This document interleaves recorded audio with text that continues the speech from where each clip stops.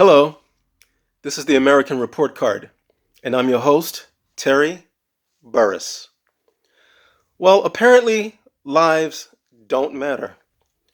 In this current political season, the US presidential election is just weeks away, and the leadership seems to constantly undermine senior and medical professionals on this coronavirus. President Obama left a 69-page outline as to how to handle such a pandemic. And the 45th president and this administration just simply chose to ignore it. We have a president who is projecting himself to be a doctor with no medical or science experience. He told us to drink bleach as a counteragent to the coronavirus. He himself also claims that he's taking hydroxychloroquine. Now, with all scientific and medical professionals, they say that there's no substantial evidence of hydroxychloroquine having any major effect on the coronavirus, and that it has serious side effects, including possibility of death. So the president, who is basically a great salesman and promotional person, is wonderful for himself and himself alone. As there is speculation that he has financial interest in the French company called Sanofi, which is the manufacturer of hydroxychloroquine, it is understandable that he promotes it. But to use the office of President of the United States to do so is not good at all. Although a great promotional businessman, it is just not great for the United States. We need a leader who's going to show empathy, sympathy, and understand what you go through in a daily life. We don't need a president leading us to death for his own personal profits. So the United States now have in office a straight up businessman and not a president to give us the human traits of leadership that we all need in these types of times and environment. A leader who, despite troubled times, could just make you feel good and make you feel like there's hope, and to give you that energy that the whole country, that the whole world is actually looking for.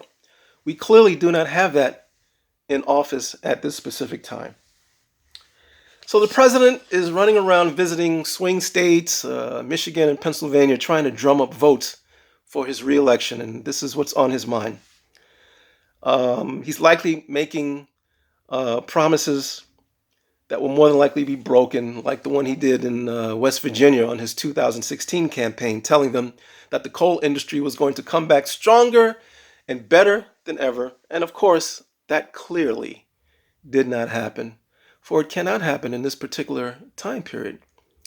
Oil is still king right now, and even when the world starts to move more towards a greener environment, fossil fuels will still be used, as it is used now, to power what we're calling the green projects right now. Solar energy is still being used through fossil fuels. So not so much has changed in that area yet.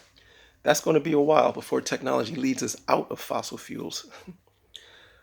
This president ran on the strength of the economy. Well, he's been advocating drinking poisons, and if you're killing off people, there will be no economy.